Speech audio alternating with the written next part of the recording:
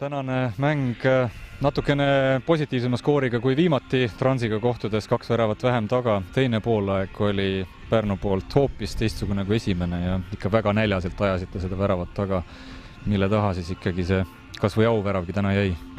No eks ikkagi nii-öelda individuaalse tehnika ja just mängu lugemise ja kogemuste taha, ma arvan. Et oleks natukene paremini otsustanud, õiged valikud teinud, oleks võib-olla ühe ära löönud.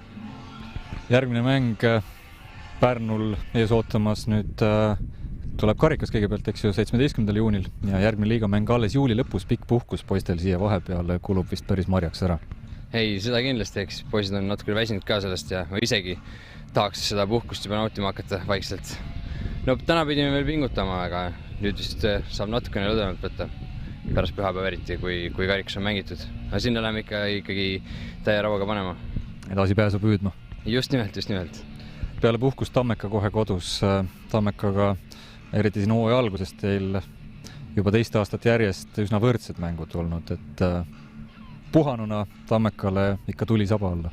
Ei, seda kindlasti, eks Tammeka ole puhkanud ja nad tulevad samamoodi 4-sena, aga eks need siuksed põhimõttelised võitlused on oma vahel, et kord on üks peal ja kord on teine. Sama küsimus sulle ka lõpetuseks nagu Arturile, kellele MM-il pöialt hoiad?